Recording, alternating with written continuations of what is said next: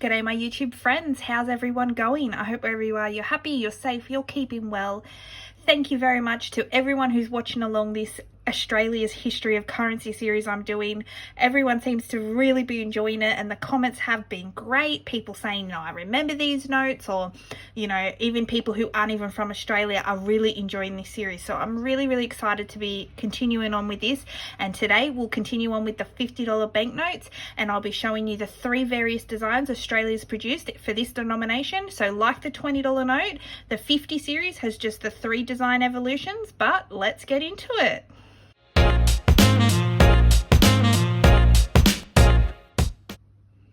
Alright, so if this is your first episode watching and you're unsure, the changeover from pounds to dollar occurred in 1966 and all of those banknotes were released as paper notes. However, with the initial launch in 1966, they actually didn't release a $50 note as part of that rollout.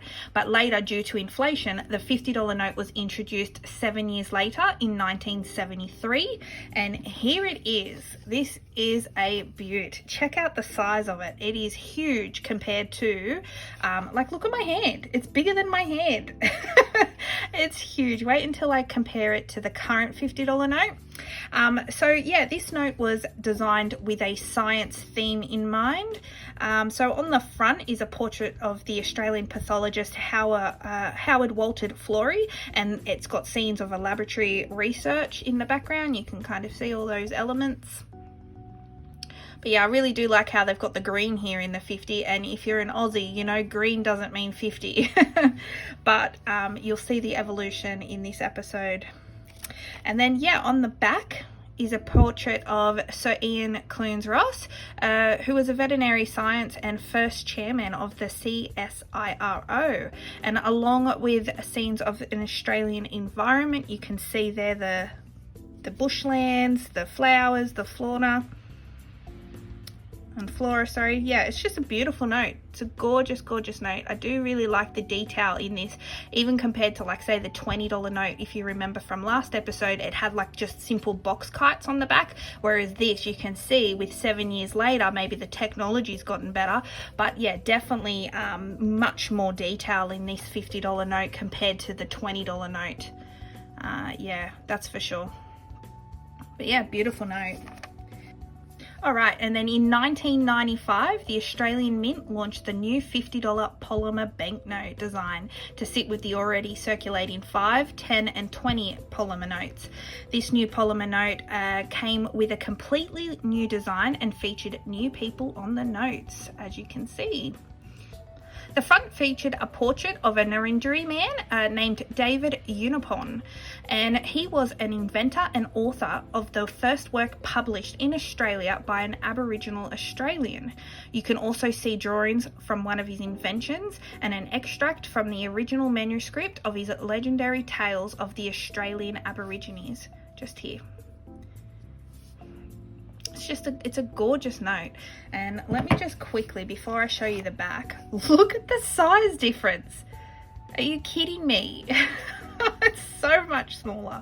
And even this $50 note is not a small note now, but look how much bigger that other note was. That's crazy, right? So then on the reverse, we feature Edith Cowan, who was the first female member of any Australian parliament, along with the picture of Western Australia's original Parliament House and an illustration of a foster mother and children, just here. And then there's the Parliament House. Yeah, so this banknote is still heavily in circulation today. You'll see Aussie stuffers still get this from the ATMs and bank tellers, which, like I mentioned in the $20 episode, I thought was a bit odd, given that I just would have assumed they would have been holding these back by now. But my guess is, until there's a certain amount of banknotes made and in circulation of the new design, maybe like a 5-year handover period, they'll hold them back after that time. So I imagine like 2023, 2024, you might find these are a bit harder to get. But yeah, at the moment, they're still coming out of ATM machines quite easily. And like, even if you go to the bank, they will give you these, the bank tellers.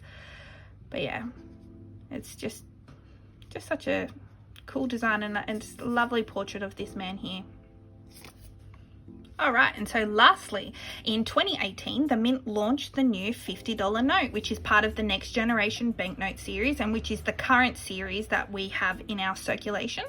The people on these notes haven't changed, but as you can see, they're much more detailed in illustration, so much more detail. It almost looks like a sketch, a beautiful hand sketch drawing of these people. Yeah, and fun fact about this note, when it was first released, so not this one, see, because this is an AA but a 2020 banknote, so this is the second run of this, but I do have an AA 2018, and on that note here in this is not lines. Even though it looks like lines, there's actually words in here that build up that design, which is really cool, right? But in that there is a typo. So in the word responsibility, the I was missing, and it was discovered in the earlier print runs, like the 2018 release, which affected like something like 46 million banknotes. So don't worry, they're not that rare. So if you see one on eBay saying typo, it's worth loads, it's not. There are a lot out there. And you even need a magnifying glass to see it. I will put up a photo. I've put up a photo of it on the screen so you can see it, but to the naked eye you can't see that. But as a designer myself, that must have been a very bad situation to be in if you were the designer of the note, even though I'm sure many people would have had to approve that note before it went to print. But yeah, this typo has since been corrected in the later print run, so on this banknote it would be fine. If I got a magnifying glass, I'm sure that's been fixed in this banknote. But yeah, like I've mentioned in the last one, these banknotes, they obviously contain much more security features, game changer when it comes to counterfeit money. And as you can see, the beautiful UV treatment, it's gorgeous. And then on the back you'll see 2020 there now instead of 2018, so if you do have a 2018 note, that will say 2018 instead. And then you've got the serial number. It's just a gorgeous little extra feature and fun for the kids.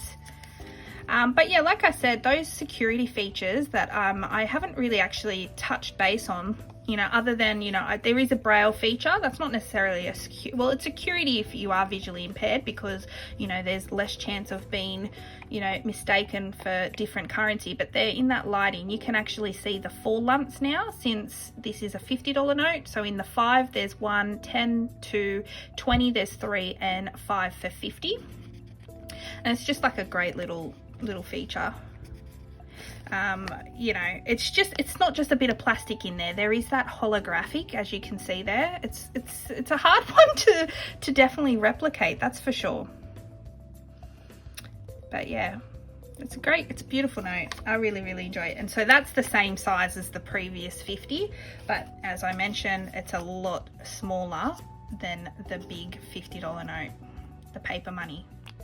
So there you go, there's our $50 banknotes to date. I do hope you enjoyed these videos. I don't want them to be super long. I could go into heaps more detail about these notes, but I wanted this to just be light, a fun little 10-minute video, less than 10-minute video, of just learning about the people who are on the notes, because, myself, when I do the research for these videos, I'm finding stuff out myself. So if you know even more things that I've not mentioned, please comment them down below, because I love learning about money. I just love the history and everything that goes along with it. But yeah, I really do look forward to showing you the $100 notes now in the next episode, because yeah, just it's got one of the coolest notes that I've seen, so I'm really excited to show you that. So until then, please comment which one's your favorite below. Please give the video a like, and take care, and I will see you in the next video.